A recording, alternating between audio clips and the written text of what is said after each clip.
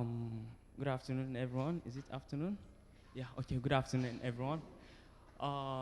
So I'll be speaking on container security and how to avoid attacks. So right before I start, has anyone been hacked before? Your company? Any of your servers been compromised before? Okay, all right. So my name is Shehu Awwal. So I'm a DevOps engineer at eHealth Africa. So I'm really interested in KAS, Kubernetes, infrastructure, and security as well. So also thanks to Lutz, that's my mentor. So I currently work for eHealth Africa. So eHealth Africa is a non-profit organization based in Kano that has built stronger health systems using data-driven solutions. So that's what we do. So I just want to talk a little bit about containers, maybe like right from the beginning. I know a lot of us know what container is all about, so let's just start from there. So when you look at container, right, we have different kinds of container services or platforms, Docker, Podman, LSC, then which one again? Runc, Containerd, and so on, right? So by default, container runs with root privileges, right? So we still have a demo here. So we'll do that and see how we can look at the attack vectors and then security, how you can do your container security scannings. So apart from like Podman, that doesn't actually by default, you don't execute or you don't run it by privileged user, right? So, but all other containers by default, once a user, right, is added to that group, to a Docker group, so you have that root privileges. So, over here now we are going to look at what are namespaces, right? So namespaces allows the isolations of running processes, right? It's a feature that has been introduced in the Linux kernel for a very long time, maybe since 2002, right? So, and then just look at prior to namespaces, you already have something like chroot, so which stand for change root or change directory, that actually helps isolate a user, right, into one specific directory, right? So, for example, if you create an account on your systems, you can actually limit that user to that specific location. So what it means, if you actually limit a user using chroot to one specific directory, right, they can't actually escape out of that directory. They can't actually write to another directory, right? So, but with namespaces, right, even before namespaces, around 2002, there's this BSD, right? We are all familiar with BSD, Berkeley Software Distribution OS, that actually implemented something called jail, right? So what jail does is similar to what Docker does now, right? But the advantages of Docker, it has package application, right? In portable way, you can actually save and push to a repository. You can pull, you can export as a tar file, right? Import as well. So, but with FreeBSD jail, you know, it also helps in isolating, right? It isolates processes, right? What it means, like if you look at your Android devices, for example, right? We are just talking about security in general.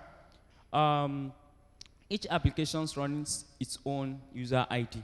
For example, Facebook app actually has its own user ID.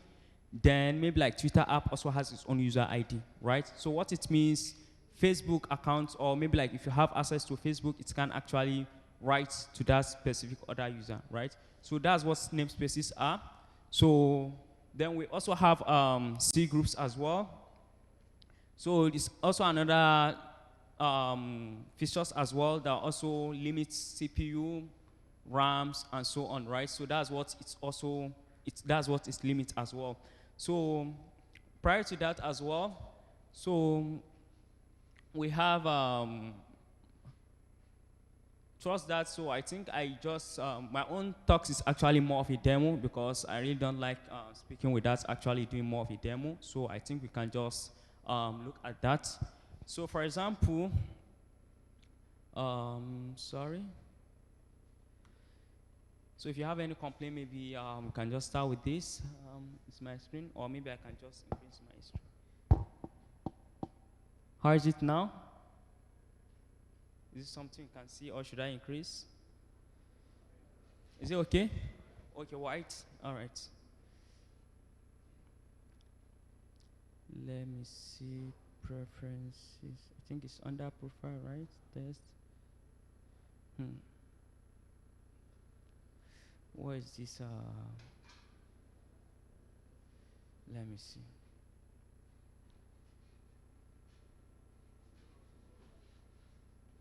Let me see terminal.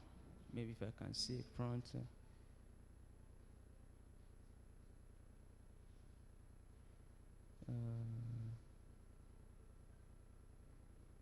Okay.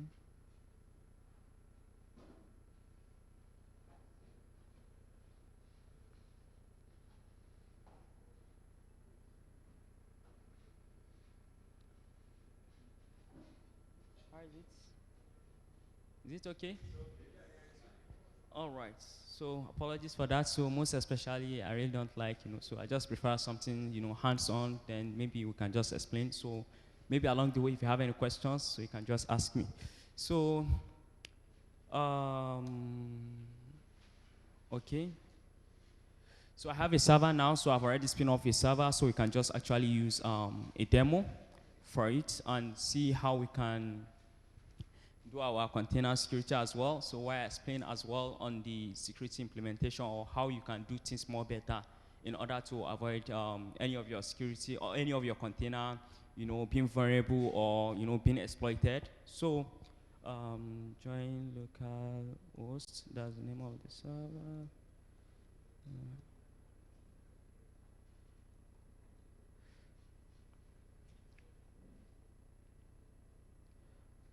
All right, okay. So I think sometimes when you look at like container security, okay, so there's these options that, okay, when you are running a container, what you can just do is just limit the processes, right? Maybe like set the limit of maybe like processes that runs in those containers, right? That kind of things, maybe like RAMs. I hope you understand. Maybe like if your host system, let's say you are running it on just on your host, right? Maybe like if the host is maybe like 16 gig or 8 gig RAM, so you can just, okay, as some of the recommendations that's going to be given, you can just limit it to maybe like 1 gig to that specific container instead of just not limiting it, and then the container can actually take as much space as it wants, right? So do you guys really understand exactly what I'm trying to explain? Should I go on? Is this really making sense? All right. So over here now we are going to look at, okay, do you really need to limit resources on your systems or on your container? For example now, let's make a demo now. Sorry. Okay. I'm coming. Let me see if okay.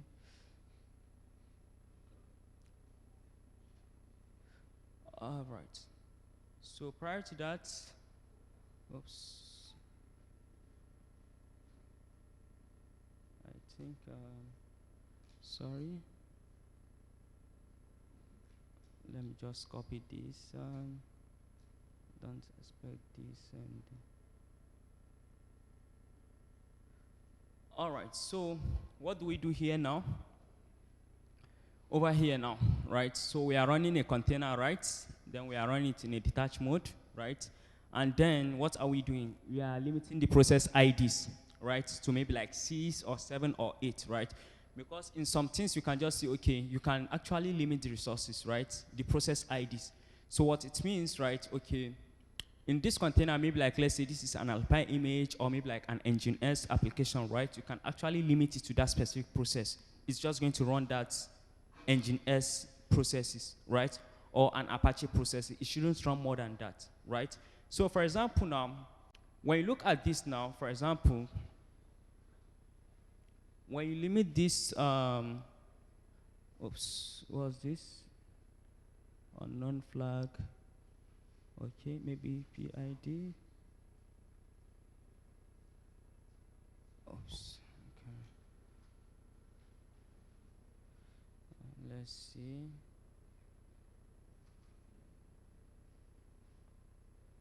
PIDs dash limits. Oops. All right. So sorry. I think let me see.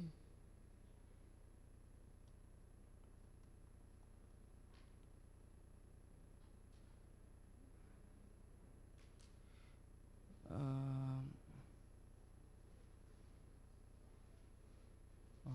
Yeah. So that's right command. Then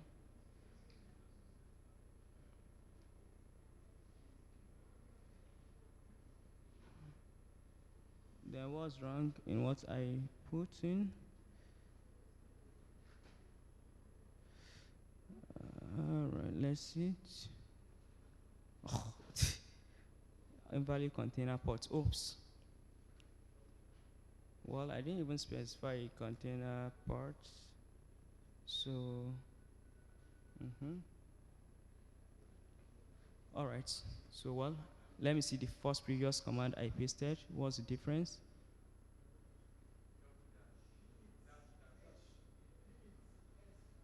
Oh, all right. Okay, awesome. So, from over here now, let's see. So, let's look at our, or let me just run maybe like a TMOS, a terminal emulator, right? So, which can allow us to split the screen. Control P percent, right? Or let me just Control P. Oops, I hope I haven't closed it. Okay. All right. Sorry, I have this mic, so let me just drop it here. Or let me just, I thought maybe there's going to be. All right, so. All right, so let's do Docker PS.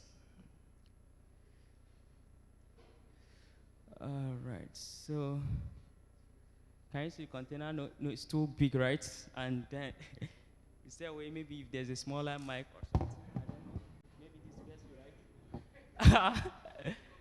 What? All right, someone is going to volunteer. All right, so let me see. Man, I really can't type much with two hands. All right, okay, so someone is coming over here. So I just want you guys to have an interesting session, right? So, all right, so let me just reduce this, okay? Coming. Okay. All right, okay, so we have our container run here now, about a minute, right? So when you look at this now, let's exec into this container. Oops, I'm too fast. Then, right. What was it saying? Connection is set by peers. Ah, man. So I think,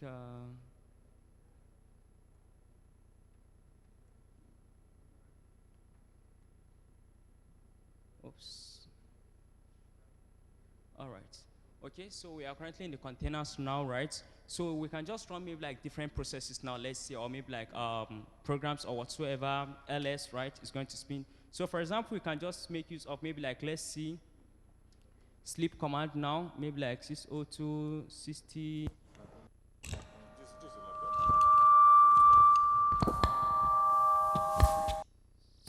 Sorry. Okay, that's left, right? Yeah, so let me see. All right, let me just copy this and paste this.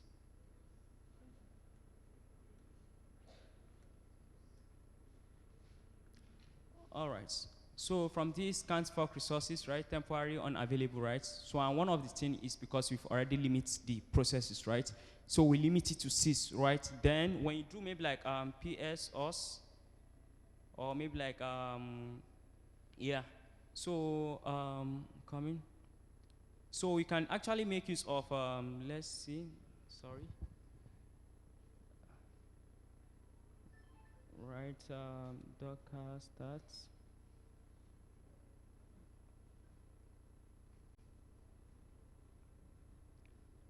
All right. So over here from the Docker start now, so we can see the actual limits of each process ID. I hope you guys will understand exactly what I'm trying to say. Does it make sense? Should I go on? Okay, okay, all right, awesome. So you can actually limit your resources, right? This is like, when you look at this a lot, or some people usually give recommendation of limiting the resources of your containers, right? But actually, even at this stage now, you can also see that it has some limitations, right?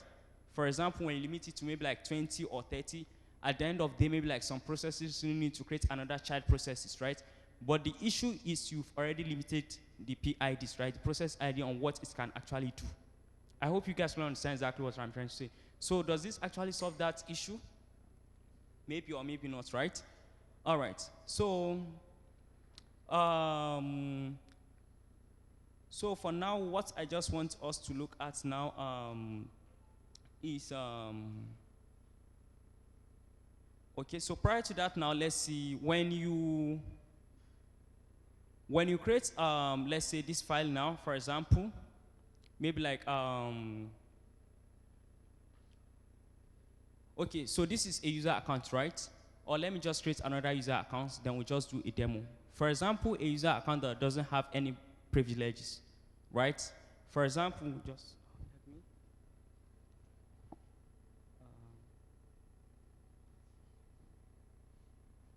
let me just what's the name? Okay. All right. So let's add a user called Rashid, right? Oops. SU dash Rashid. All right. So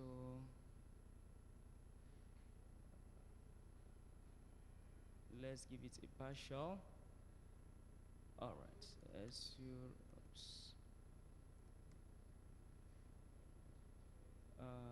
Okay, yeah. So cd/home. All right, so let's just leave it over here now, for example, or let's just go to temp, right? Okay. So this ID, right? Can you see? Do you guys see? So this is this user I just created now. Can you see the privileges it has and which group it belongs to? Right? So this is user Rashid, right? He only has his own user ID, the group ID, and then the groups as well, called Rashid, right? No any other privileges as well. I hope you guys exactly understand exactly what I'm trying to say, right? Nothing else, nothing more, right? So over here now, we are going to do a demo now. So how we can actually escalate a privileges now from this ordinary Rashid user, right, to a root account user that can actually overtake a systems. I hope you understand. That has that root privileges to do more things, right? And then, so for example, now when you look at this root Rashid now, so what we can actually do now, for example, is it doesn't belong to the, right? I hope you understand exactly what I'm trying to say, because it's not in the Docker group now. So, okay, now let's add him to the Docker group. Yeah, so, sorry. User mode.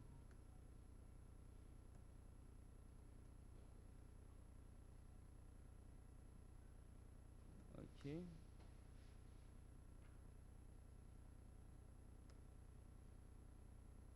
All right. Let's just come over here for now. All right. So can you see the user group this Rashid belongs to? Can you see? All right. So can this, let's say, user actually write maybe like to a root directory? I hope you guys will understand exactly what I'm trying to do, right? Was it permission denied, right? But what happens is actually on this only Docker group, Docker group, right? That's the only account he has now. Okay, so how about now, this user actually created a mount file now. I hope you understand exactly what I'm trying to say. There's a mount file now to maybe like any directory outside where he has. Then he mounted that directory now to a Docker container. Do you guys really understand exactly what I'm trying to say? I hope you guys understand exactly what I'm trying to say. Okay, so that user actually mounts, right? It mounts his account, or maybe like mounts a directory, right, on the systems to a Docker container. Will he be able to access or modify that file? Yes or no? Yes or no? Okay, all right, so let's see. So, run, let's see.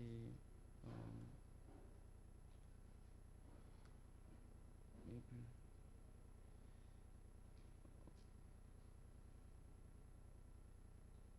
Let's see, TMP.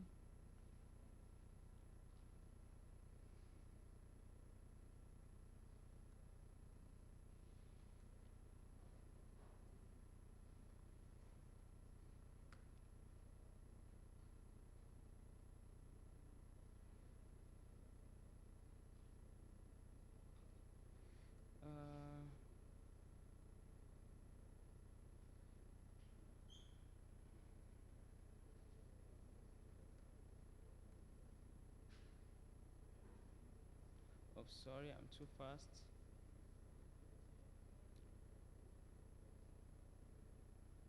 Right, so I'm coming, which,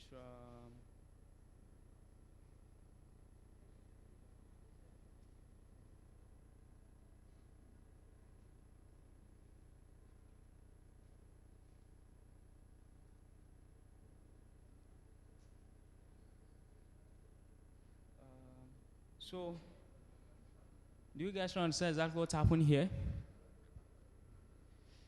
Do you guys understand exactly what's happened here? Yes or no? So I can actually just repeat. Do you understand exactly what actually happened here? Or I should just repeat? Okay. So over here now, we are actually just talking about Docker security, right? Everything about Docker security, right? So as you can see, this just user we created, actually this user ID, right, Rashid? It just belongs to which group? Just this Docker group, right? No any other privileges. I hope you guys will understand exactly what I'm trying to say, right? No any other privileges, right? So for example, maybe like in a security, or maybe like in, okay, for example, what are we trying to actually even achieve in these talks in order to avoid container security, right? To actually have the least privileges, right? In order to avoid what? Container breakout. In order to ensure the actual container, this container we created, doesn't have much access than what it actually needs or what it actually requires. I hope you guys will understand exactly what I'm trying to say.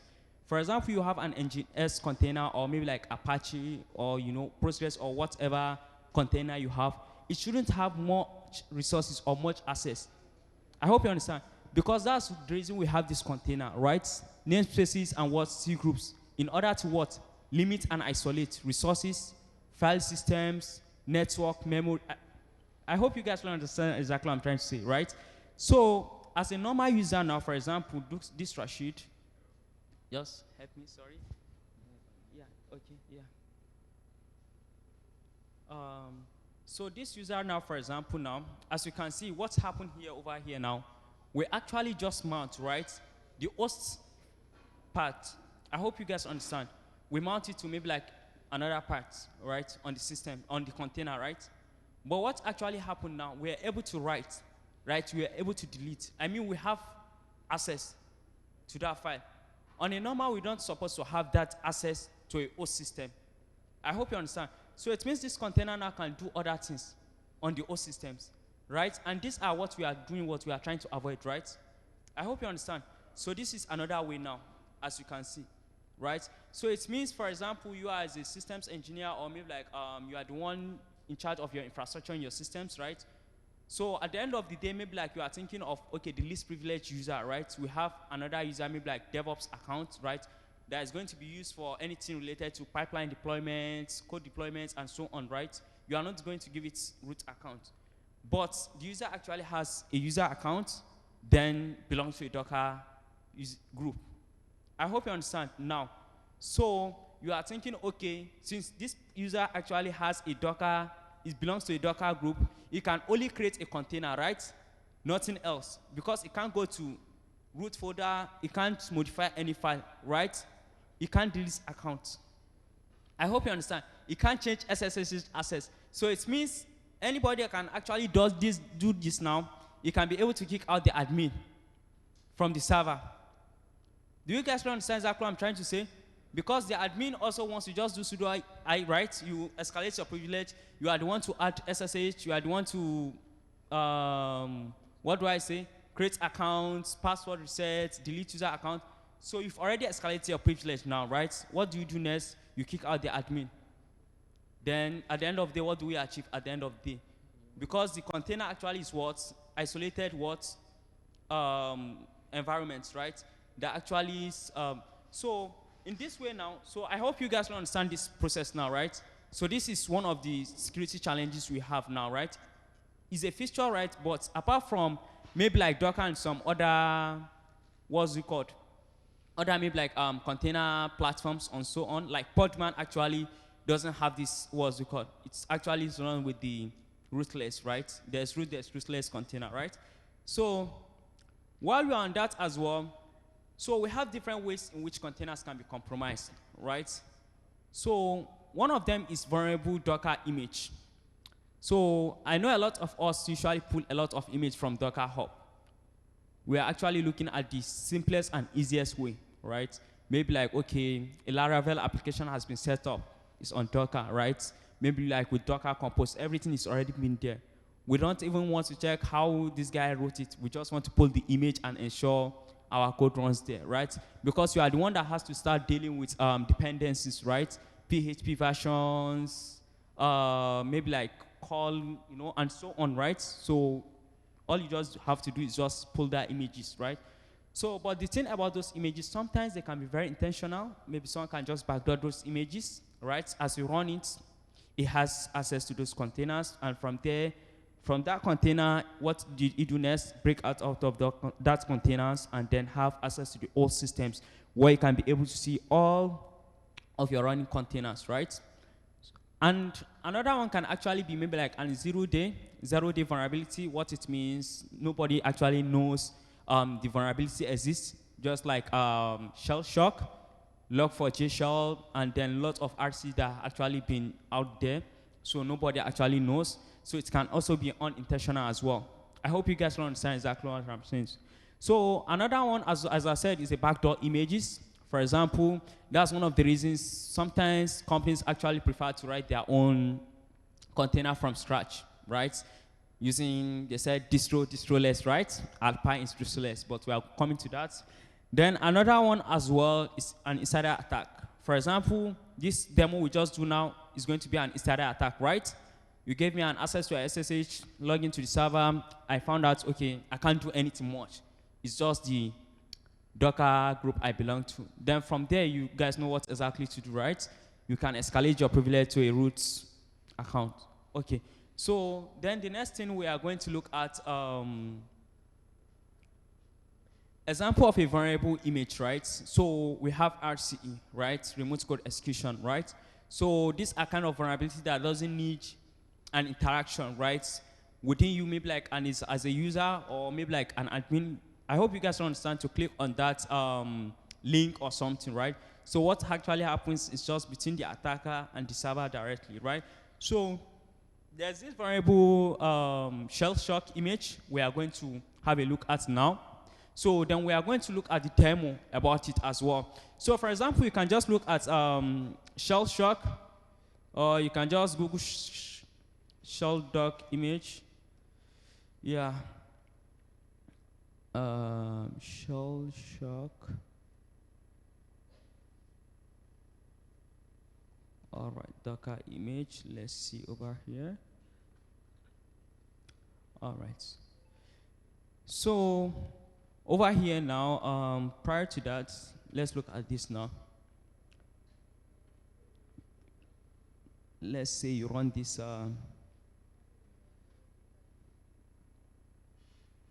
Let me exit out of this. Yeah, sorry.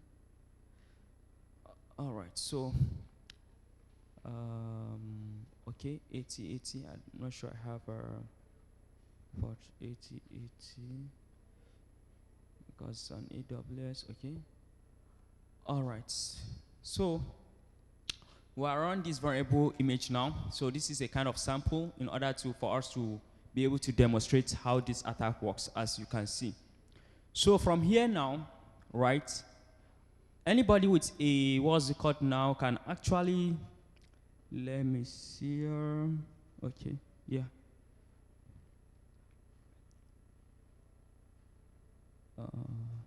Okay. So this is the exploit with one liner, right? What this shell shock does, right? It's a vulnerability that actually been discovered, I think, from 2017 or so, but it has been in a very long time. So it's affected GNU or GNU Bash up to version 4.3, right? Before it's been discovered and actually been fixed. I hope you guys will understand.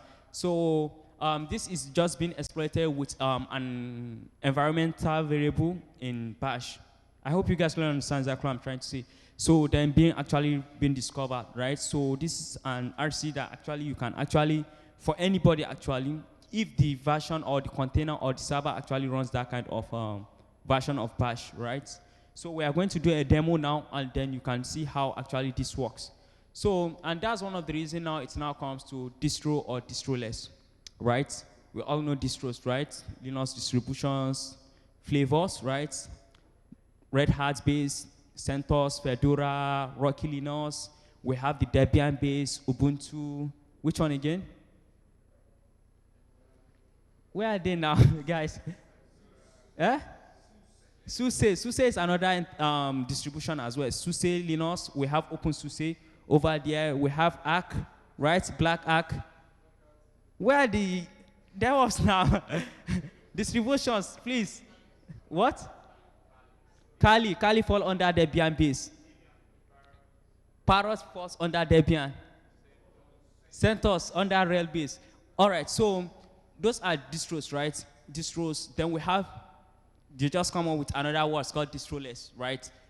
Distroless. It means what? Doesn't have distros. Well, it's might or it might not. Like, for example, we have this one we call Alpine, right? Alpine image. So what does this Alpine image does, right? It's a kind of tiny bits image, right? What it uses is just the Linux kernel, right? It doesn't use any of the GNU or GNU core utils. Like, what are they called? GNU or core utils? GNU or GNU? Please.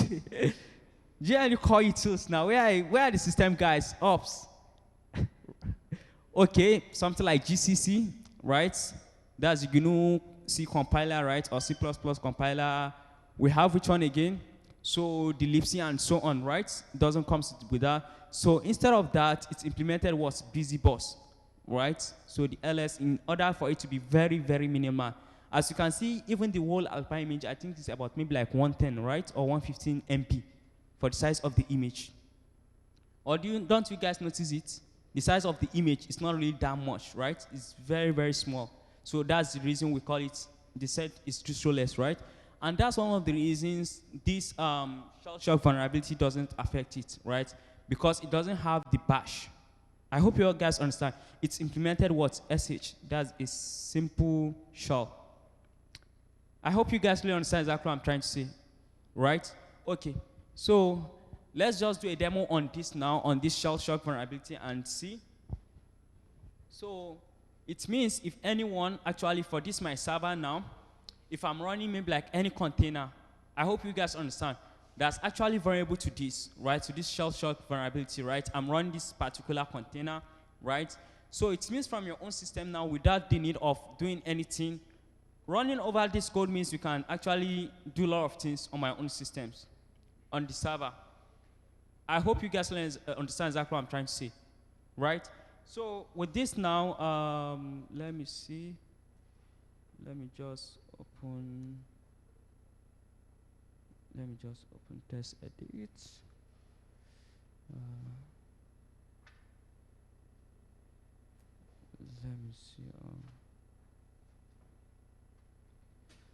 Let me see some online notes.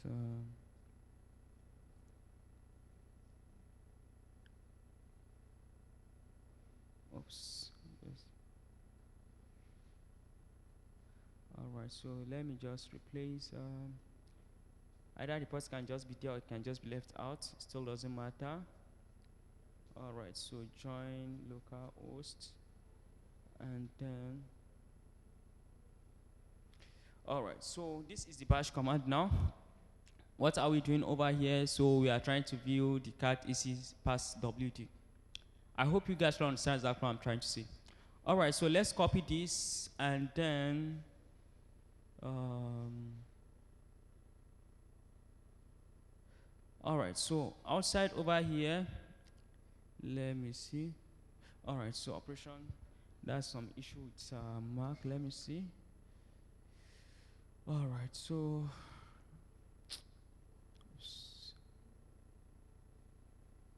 oops, I'm coming. Okay, oops, I think it's existed. I'm coming. Since this system's kind of slow again, I didn't shut down. All right, so let me see. Oops, I think it's even disconnecting. What's the problem? Did I even run the container? Well, so maybe you can just look at it, man, because, okay, just hold on. Yeah, it's running. Because, all right, so it's just quit. Anyways, so while we are there now, okay, so let's look at another way again, another privilege escalation as well. I hope you guys really understand exactly what I'm trying to say.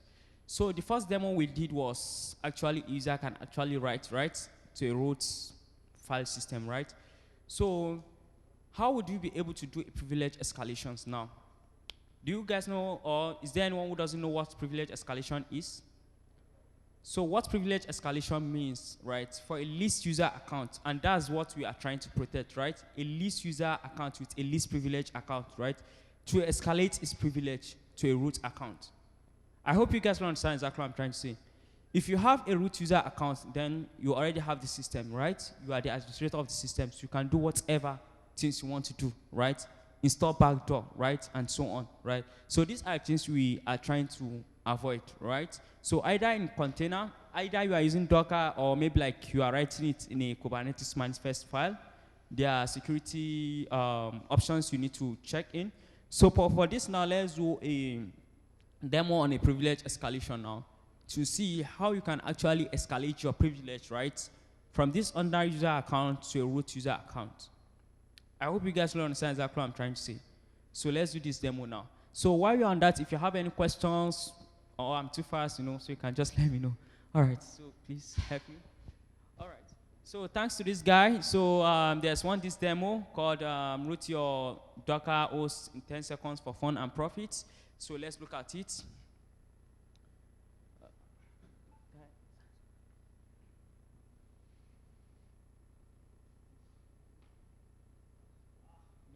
So I think, so by 2:30, so I need to round up, man. So okay, so let me quickly actually, I'll be very fast. So maybe after that, if you have any questions or something, you can just quickly let me know.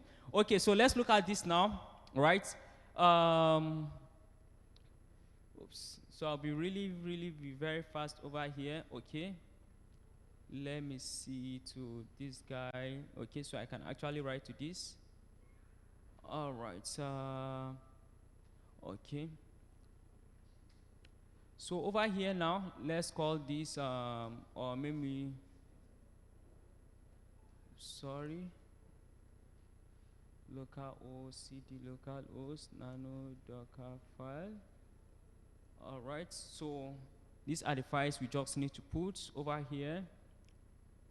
All right, this is the root shell.c,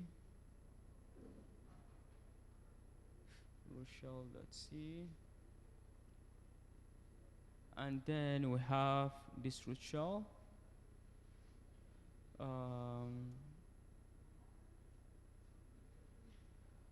All right, so we have these files.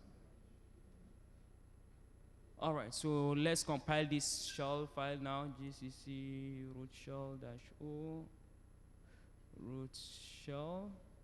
Oops. Okay. lsmv root shell. All right, so then I think the next thing is just for us to run our container. Let's see over here. Let me just, okay. So over here now, let's run, oops.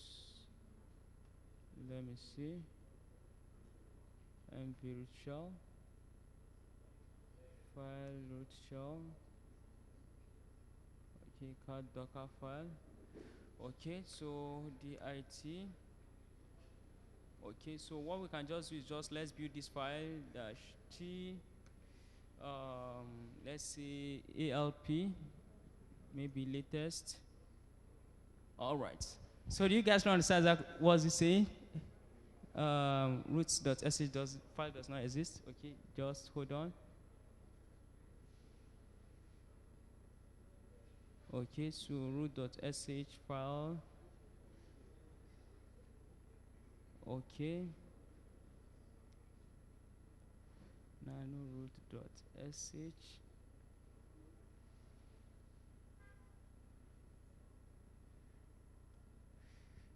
All right, so this image has been created. Docker run dash dit. Let's just put it like this. Dash name alp, then dash alp latest.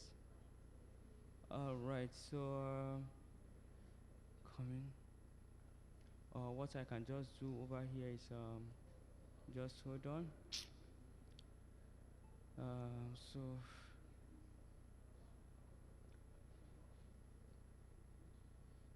root shell. All right, so pwd sudo dash I. All right, I'm coming.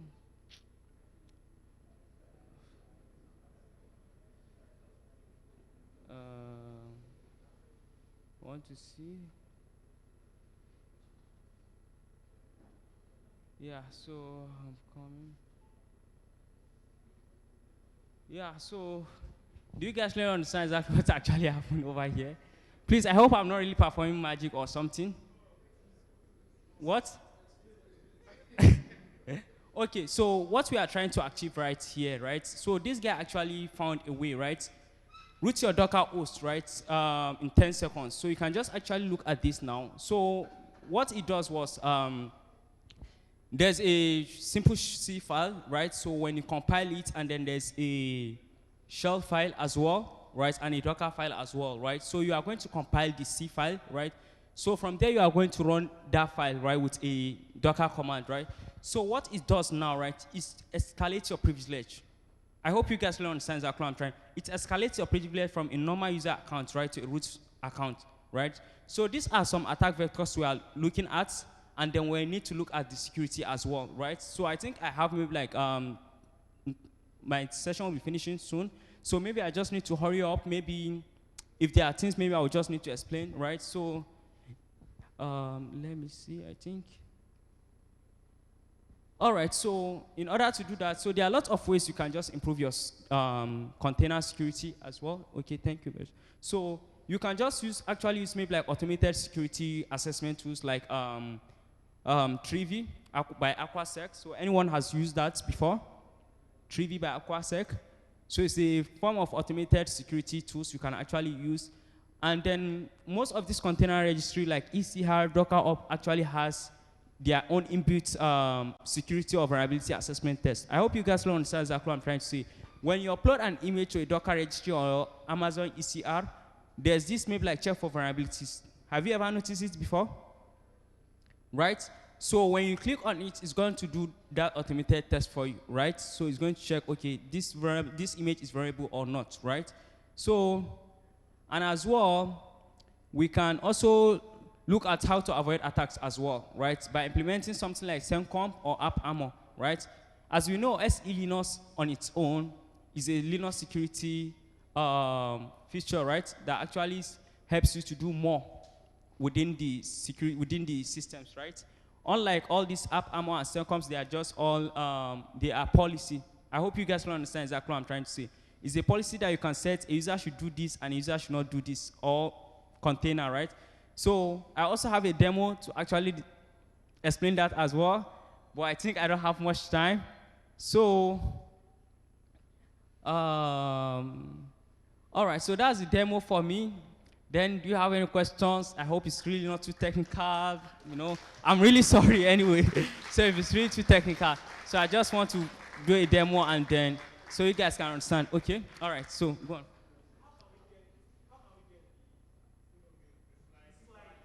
Okay, all right, so I think maybe I'll share it and then, okay, so questions?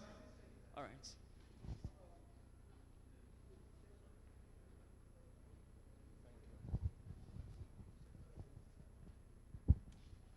Hello, everyone. Thank you, Shehu, for your wonderful talk.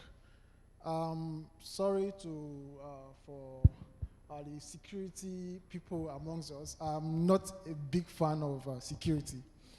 My biggest depressing period of my life has to do with dealing with security people. And it was more of like a DevSecOps team, and I was more of a DevOps engineer. Yeah. And I had senior security engineers that were kind of frustrating. So now you've given us like a demo of how this thing works, and in like a shifted left philosophical kind of work environment. Yeah. We want developers, not just DevOps engineers, to think these kind of things, to know that this is how we should design. This is that they should put security first in all these things. And personally for me, even with my DevOps experience, working with security guys was frustrating for me. Yeah. So how do we as DevOps engineers or as SRE infrastructure engineers imbibe the culture of security from scratch for developers? All right, so I think that's a great question. So about maybe like years back, actually, I started my journey as a security engineer, penetration tester. So I was really interested in bug bounties. I don't know, maybe if you heard about bug bounties. So I found a couple of bugs in Trend Micro and lots of websites actually as well. So that's what I've been doing. Then issues of Nigerian certifications and so on. So I just have to switch a career change. So the thing is, before, when I work with developers, right, I have to start dealing with penetration testing. After the product or after the services has been launched, right, I have to start dealing with penetration testing, checking the servers for vulnerabilities and so on. Then later on, we now start having DevSecOps, right? DevSecOps, actually, what do? They implement the security right from the pipeline code, right? As the developers actually commit the code into the repository, the pipeline actually triggers, right? It triggers into automate the deployment, right? So from there, you can now start looking at all these automated, these open source or paid services like SonarQube. Anyone has used SonarQube before? Awesome. Okay, so implement it into SonarQube, something as SAST, right? Static analysis and security tools. There's this DAS, dynamic, thank you, yeah. So you implement that as well. So those are right from the beginning, right from the source code review, right? Maybe you implemented a function that has been duplicated, right? Or how these are done, right? That's another aspect as well. So, the problem with security, you have to deal with everything, right? In order not to get compromised, right? So, and then there are a lot of actual different ways, or you are thinking of how you can actually improve your security, right? You have to implement it in every aspect, from the pipeline to the applications, right? After everything has been deployed, penetration testing again as well. So that's it. So you can just start from anywhere, actually, yeah. So any questions? Okay. Okay.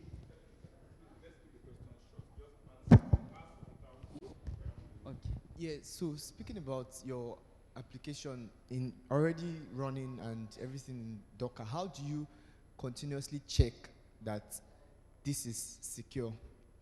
Like something that has to do with runtime security. Okay, so it depends actually who actually writes your Docker file.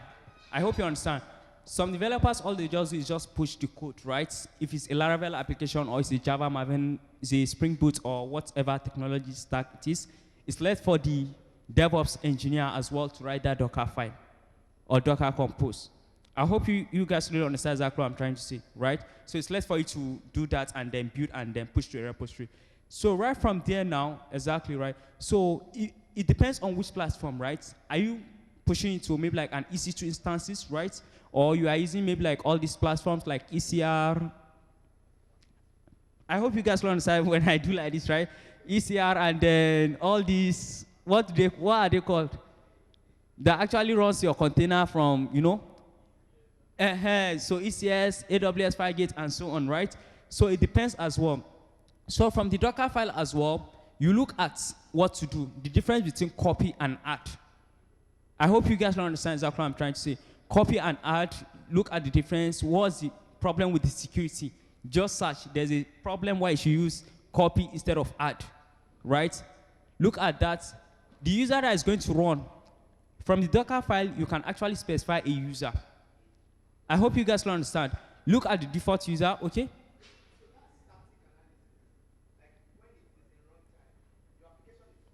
It's running, right?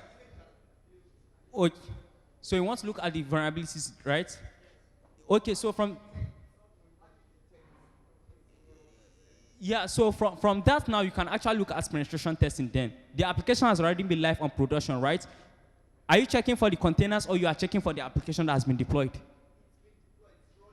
Exactly. That's what I'm saying now. You are checking after the code has been deployed, right? You are checking at the code now, not the container now. The problem now is not from the container, right? Or does that answer the question? Or maybe we can just speak on that, right? Maybe I'll. Okay.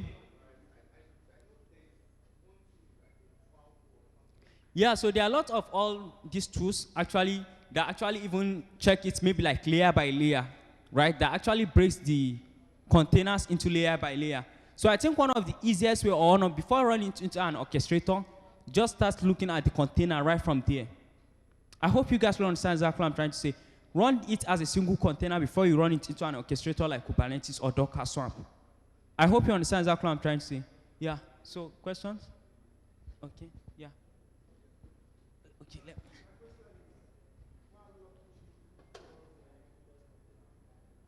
Rootless containers. This is the last question, guys. Okay, please. so I think Last there's already an adoption, right? I think it's just something designed by default, right? Apart from Docker, I think there are other containers as well that actually does that. So apart from Podman, so if you just come, maybe you meet a lot of DevOps engineer, you come over Docker and Podman, you see a lot of people more into Docker than Podman, right? So I don't know, but I think Docker has already started implementing that feature as well. There's something called rootless now. If you just search rootless on Docker Hub, the feature has been introduced now. Yeah. So I think that's all. Can we clap for Shehu, please?